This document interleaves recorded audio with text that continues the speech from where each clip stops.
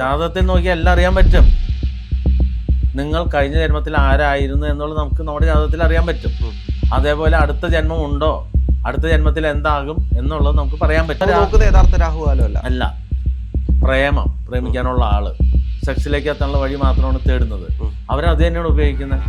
ഇപ്പൊ പല ക്ഷേത്രങ്ങളിലുള്ള സംഭവം തന്നെ, പ്രേമിക്കുന്നു കിട്ടണം, അടുത്ത വീട്ടിലെ ചേച്ചീനെ കണ്ടിട്ട് ഭയങ്കര ആഗ്രഹമുണ്ട്, ആ ചേച്ചിനെ ഒന്ന് വീഴ്ത്താൻ പറ്റുമോ? 14 രീതിയിൽ നമുക്ക് ഒരാളുടെ പ്രശ്നം കണ്ടുപിടിക്കും. 14 രീതിയിൽ. ഇന്ന് അതിഥിയായിട്ടുള്ളത് സുഭാഷ് തന്ത്രിയാണ്. ഗുരുനാഥ നമസ്തേ. നമസ്കാരം. ജ്യോതിഷം ഇന്ന് ഒരുപാട് ആളുകൾ പോകുന്നൊരു സംവിധാനമാണ് ജ്യോതിഷം എന്ന് പറയുന്നത്. പക്ഷേ ഇതിനകത്ത് ഒരുപാട് തട്ടിപ്പുണ്ട് എന്ന് നമ്മൾ കേട്ടിട്ടുണ്ട്. ഇന്ന് നമ്മുടെ മൊബൈൽ ഫോണുകൾ ഒന്ന് തുറന്നു നോക്കിക്കഴിഞ്ഞാൽ തന്നെ 1000 ജ്യോതിഷന്മാർ അല്ലെങ്കിൽ ജ്യോതിഷ ആപ്പുകളുടെ ഒരു കടന്നുകയറ്റം വരുന്നുണ്ട്. യഥാർത്ഥത്തിൽ അങ്ങനെ ഒരു ആപ്പിൽ നമ്മൾ കൊടുത്തു കഴിഞ്ഞാൽ കിട്ടുന്ന ജ്യോതിഷം കൃത്യമായിരിക്കും? അതായത് യഥാർത്ഥത്തിൽ ജ്യോതിഷം എന്ന് പറയുമ്പോൾ ജനങ്ങൾക്ക് കൃത്യമായിട്ട് അറിഞ്ഞുകൂടാ. ഇന്ത്യയിലുള്ള എല്ലാവരുടെയും ധാരണ, അതായത് ഒരുപാട് പേര്, ഈ 100% ജനങ്ങളിൽ ആകെ 2% പേര് മാത്രമേ ജ്യോതിഷ വിശ്വാസികളുള്ളൂ. എന്നാൽ 100% പേരും ജ്യോതിഷം എന്ന് കേൾക്കുമ്പോൾ നിരീശ്വരവാദിയായിരിക്കും, യുക്തിവാദിയായിരിക്കും. പക്ഷേ അയാളത് എന്താണെന്ന് നോക്കും. ഇപ്പോൾ വാരഫലം പേപ്പറിലൊക്കെ ഫ്രീ ആയിട്ട് വരും. ഇതെല്ലാം എത്ര വിശ്വാസമില്ലാത്ത ഒരാളായാലും അതൊന്ന് വായിച്ചു നോക്കും. അപ്പോൾ എല്ലാവർക്കും വിശ്വാസമാണ്, പക്ഷേ അംഗീകരിച്ച് പിന്നാലെ വരുന്നത് 2% ഉണ്ടാവുള്ളൂ. ഈ 2%-ൽ 1% മാത്രമേ കർമ്മങ്ങൾ ചെയ്യാനും പറ്റിക്കപ്പെടാനും അല്ലെങ്കിൽ നേടാനും ഉള്ള തയ്യാറെടുപ്പ് ഉണ്ടാവുള്ളൂ. ബാക്കി 1% എല്ലാവരും കേൾക്കുന്ന പോലെ കേൾക്കുന്നു, അതിലേക്ക് അവരൊന്നിലേക്കും വരുന്നില്ല. അത് തന്നെ ആത്മീയതയുടെ പല മേഖലകളിലൂടെ കടന്നു പോകുമ്പോൾ ചിലർ പറയും ക്ഷേത്രത്തിൽ പോയി ഒന്ന് തൊഴുതാൽ മതി, ഭഗവാന് പൈസ ഇടുന്ന ആവശ്യമില്ല. കാരണം ഭഗവാൻ എന്ന് പറഞ്ഞാൽ സർവ്വവ്യാപിയാണ്. അപ്പോൾ നമ്മൾ ചെന്ന് മനുഷ്യരൊന്ന് തൊഴുതു കഴിഞ്ഞാൽ ഭഗവാന്മാർ നമ്മളെ അനുഗ്രഹിക്കും. അപ്പോൾ ഭഗവാന്റെ മുമ്പിൽ വിളക്ക് കത്തണമെങ്കിൽ എണ്ണ വേണം. ഭഗവാനാണ് നമുക്കെല്ലാം തരുന്നതാണ്. പക്ഷേ ഒരു കാരണവശാലും ഭഗവാൻ മഴ പെയ്യുമ്പോൾ വെള്ളത്തിന് പകരം എണ്ണ പെയ്തു തരില്ല. അപ്പോൾ അങ്ങനെ ചിന്തിക്കാം. ഇപ്പോൾ ഒരു യുക്തിവാദി എന്ന് പറഞ്ഞാൽ യഥാർത്ഥത്തിലുള്ള യുക്തിവാദി എന്താണെന്ന് യുക്തിവാദിനോട് അയാൾക്ക് അറിഞ്ഞുകൂടാ. യുക്തിവാദം എന്നാൽ തെളിയിക്കാൻ കഴിയുന്ന എന്തും അംഗീകരിക്കുന്ന ആളാണ് യുക്തിവാദികൾ. പക്ഷെ നമ്മൾ ഇന്ന് കാണുന്ന യുക്തിവാദികൾ നിരീശ്വരവാദികളാണ്. ഈശ്വരൻ ഇല്ല എന്നാണ് അവരുടെ വിശ്വാസം. അപ്പോൾ അവരും ഒരു അന്ധവിശ്വാസിയാണ്. കാരണം അവരുടെ വിശ്വാസം അന്ധമാണ്, അതില്ല എന്ന് മാത്രം പറഞ്ഞുകൊണ്ടിരിക്കുകയാണ്. അപ്പോൾ നമ്മുടെ ജ്യോതിഷം തെളിയിക്കുന്നതാണ്. അപ്പോൾ ജ്യോതിഷത്തിലേക്ക് വരുമ്പോൾ ജ്യോത്സ്യൻ എന്നാൽ ശരിക്കുള്ള അതിൻ്റെ അർത്ഥം ദൈവജ്ഞൻ എന്നാണ്. ദൈവജ്ഞൻ എന്നാൽ ദൈവഹിതമറിയുന്നയാൾ. അതായത് നമ്മുടെ മുമ്പിൽ ഒരാൾ വരുമ്പോൾ നമുക്ക് ഞങ്ങളുടെ ജ്യോതിഷ ആചാര്യ സംവാദമാണ്. അതിലൂടെ 14 രീതിയിൽ നമുക്ക് ഒരാളുടെ പ്രശ്നം കണ്ടുപിടിക്കാം. 14 രീതിയിൽ, ഞങ്ങളുടെ രീതിയിൽ. അതിൽ തന്നെ അഷ്ടമംഗലം എന്ന് പറയുന്നത് എല്ലാവരും സാർവത്രികമായിട്ട് ദേവപ്രശ്നം വയ്ക്കുന്നതും അല്ലെങ്കിൽ ഒരുപാട് പൈസ ചിലവാക്കി പല ഗുരുക്കന്മാർ വന്നിരുന്ന് 3 ദിവസമോ 5 ദിവസമോ 7 ദിവസമോ ഒക്കെ തലകുത്തി മറിഞ്ഞ് ഒരുപാട് പൈസ ചിലവുള്ള ഒരു ദേവപ്രശ്നവിധിയാണ് അഷ്ടമംഗല പ്രശ്നവിധി. പക്ഷേ നമ്മളതിനെ എതിർക്കുകയാണ്. നമ്മുടെ ജ്യോതിഷത്തിൽ അഷ്ടമംഗലം എന്ന് പറഞ്ഞാൽ കഷ്ടമംഗലം എന്ന് പറയുന്നത് പറ്റിക്കലാണ്. അപ്പോൾ നമുക്ക് ശരിക്കും പറഞ്ഞാൽ ഒറ്റരാശി പ്രശ്നത്തിലൂടെ നിങ്ങളുടെ ആരുടെ ആയാലും ആ പ്രശ്നങ്ങളെല്ലാം ഒറ്റരാശിയിലൂടെ നിങ്ങളുടെ പേരും നാളും വീട്ടുപേരും അഡ്രസ്സും വെച്ച്, ഇനി നക്ഷത്രം ഇല്ലെങ്കിൽ പോലും നമുക്ക് പ്രശ്നം പറയാം. അപ്പോൾ പ്രശ്നം പറയുക എന്ന് പറയുന്നത് ജ്യോതിഷത്തിൻ്റെ മറ്റൊരു മേഖലയാണ്. ഇത് തന്നെ ഗ്രഹനില നോക്കുക, ജാതകചിന്ത. ഈ ജാതകചിന്ത നമ്മൾ പകൽ എന്ന് പറയുന്നത് ജാതകചിന്തയാണെങ്കിൽ പ്രശ്നനോട്ടം രാത്രിയാണ്. അത് രണ്ടും രണ്ടാണ്, അല്ലാതെ ഒരിക്കലും ഒന്നല്ല. അപ്പോൾ പലരുടെയും ധാരണ, ഇപ്പോൾ നക്ഷത്രങ്ങൾ പറയുന്നു, ദിനഫലം പറയുന്നു, വാരഫലം പറയുന്നു, മാസഫലം പറയുന്നു, വർഷഫലം പറയുന്നു. അപ്പോൾ ഇതിലേക്ക് വരുമ്പോൾ 27 നക്ഷത്രങ്ങളില്ലാതെ ഒരു മനുഷ്യനും ഭൂമിയിൽ ജനിച്ചു വീഴില്ല. മനുഷ്യർ മാത്രമല്ല സർവ്വചരാചരങ്ങളും. അതായത് ഇപ്പം ഇന്നത്തെ ദിവസം ഒരു നക്ഷത്രം ഉണ്ടാവും. ഈ നക്ഷത്രം എന്തായാലും അതിലൂടെ കടന്നു വരും. അപ്പോൾ പലരും കൈകാര്യം ചെയ്യുന്ന ജ്യോതിഷത്തിൽ, ഇപ്പോൾ ഞാൻ പറഞ്ഞില്ലേ ഞങ്ങൾ 14 വിധം ജ്യോതിഷം കൈകാര്യം ചെയ്യും.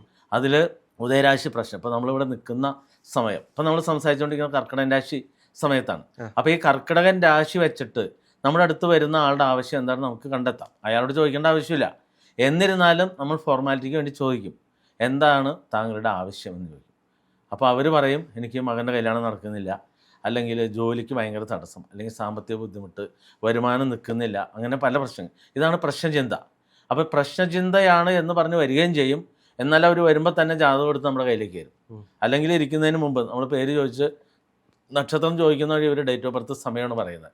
അപ്പോൾ ഡേറ്റ് ഓഫ് ബർത്ത് സമയം തരുന്നത് അല്ലെങ്കിൽ ജാതകം തരുന്നത് നിങ്ങൾക്ക് എന്ത് കഴിവുണ്ട്, നിങ്ങൾ ആരാണ് എന്നുള്ളത് നിങ്ങളുടെ ജാതകത്തിലുണ്ടാവും. അതാണ് ജാതകം. അപ്പോൾ അത് തന്നെ ഒരുപാട് പാരമ്പര്യ രീതിയിലുള്ള ആളുകളുണ്ട്.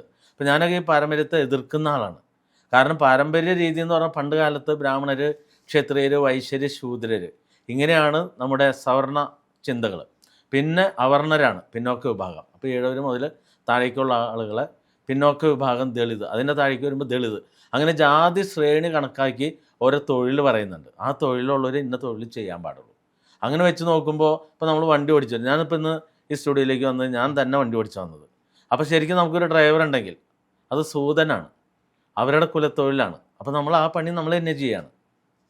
അപ്പോൾ പാരമ്പര്യത്തിൽ ഇന്ന് ഒരു കാര്യമില്ല. അപ്പോൾ പണ്ട് കാലത്ത് ഈ ബ്രാഹ്മണിക ആളുകൾ ജനങ്ങളെ പറ്റിക്കാൻ വേണ്ടി ഉണ്ടാക്കിയ ഒരു സൂത്രം മാത്രമാണ് ഈ ബ്രാഹ്മണ, ക്ഷത്രിയ, വൈശ്യ, ശൂദ്ര. അപ്പോൾ നമുക്ക് എപ്പിസോഡുകൾ കടന്നു പോകുമ്പോൾ അത് മനസ്സിലാവും. അതേപോലെ തന്നെ ജ്യോതിഷം എന്ന് പറയുമ്പോൾ പണ്ട് കാലങ്ങളിൽ ജ്യോതിഷം നോക്കിക്കൊണ്ടിരുന്ന രാജാക്കന്മാർക്കൊക്കെ ജ്യോതിഷം നോക്കുന്നത് ബ്രാഹ്മണരായിരുന്നു. താഴേക്കുള്ള ആളുകൾക്കാണ് കണിയാൻ വിഭാഗം, പണിക്കർ, ഇങ്ങനെയുള്ള. ഈ പണിക്കർ എന്ന് പറഞ്ഞാൽ തന്നെ ഈഴവർക്ക് മരണകർമ്മം ചെയ്യാൻ നടന്നിരുന്നവരും അതേപോലെ തന്നെ ഈഴവർക്ക് ജ്യോതിഷ വൃത്തികൾ ചെയ്തിരുന്ന ആളുകളാണ്. പക്ഷെ നമ്മുടെ സമൂഹത്തിൽ ആർക്കും ഒന്നും അറിഞ്ഞുകൂടാ. എല്ലാവർക്കും എല്ലാം അറിയാം, പക്ഷേ ആർക്കും ഒന്നും അറിഞ്ഞുകൂടാ. അതിൻ്റെ കാരണം മാറി മാറി വരുന്ന സർക്കാരുകൾ ഒരിക്കലും ഈ കാര്യങ്ങളൊന്നും പഠിപ്പിക്കില്ല. കാരണം അന്ധവിശ്വാസം എന്ന് പറഞ്ഞ് നടക്കുന്നവർ പറയും എല്ലാം അന്ധവിശ്വാസമാണ്. ഇത് തന്നെ അന്ധമായിട്ട് പിന്നാലെ പോകുന്നവർ പറയും ഞാൻ ഇന്ന ആളുടെ അടുത്ത് പോയാലേ രക്ഷപ്പെടുകയുള്ളൂ.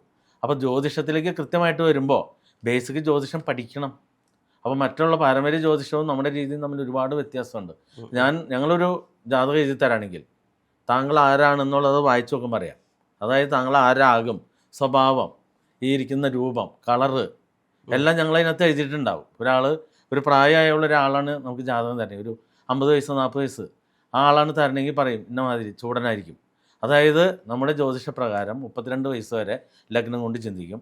32 മുതൽ 48 വരെയാണ് നക്ഷത്രം കടന്നു വരുന്നത്. 48-ന് മുകളിൽ കാൽചിന്തനം എന്ന് പറയുന്ന വ്യത്യസ്തമായ മെത്തേഡിലൂടെ വരും. അതിലൂടെ തന്നെ ഇപ്പോൾ ജ്യോതിഷത്തിലേക്ക് വരുമ്പോൾ വ്യാഴമാറ്റം ഒരു സംഭവമുണ്ട്. വ്യാഴമാറ്റം അത് എല്ലാവരും ശ്രദ്ധിക്കുന്ന കാര്യമാണ്. അപ്പോൾ ഈ ജൂൺ 2-ാം തീയതി വ്യാഴം മാറി. അപ്പോൾ ജൂൺ 2-ാം തീയതി വ്യാഴം മാറുമ്പോൾ നമ്മുടെ ആചാര്യ സംവാദ ജ്യോതിഷം അനുസരിച്ച് വ്യാഴം 3, 6, 8, 10, 12 ഭാവങ്ങളിൽ നിൽക്കുന്നവർക്കാണ് ഗുണം. പാരമ്പര്യ രീതിയിൽ പറയുമ്പോൾ ലഗ്നത്തിൽ 2-ൽ, 4-ൽ, 5-ൽ, 7-ൽ, 9-ൽ, 11-ൽ നിൽക്കുന്നതാണ് ഗുണം. അപ്പോൾ അവിടെ എല്ലാം ജ്യോതിഷം തെറ്റുകയാണ്. ആളുകൾ ഇപ്പോൾ സദാനന്ദൻ്റെ സമയം സിനിമയിൽ ദിലീപ് കക്കൂസിക്ക് പോകുന്നതിന് വരെ ജ്യോതിഷം നോക്കുന്നുണ്ട്. അപ്പോൾ പലരുടെ വിചാരം അങ്ങനെയാണ്. ഈ ദിനജ്യോതിഷം ആവശ്യമാണ്.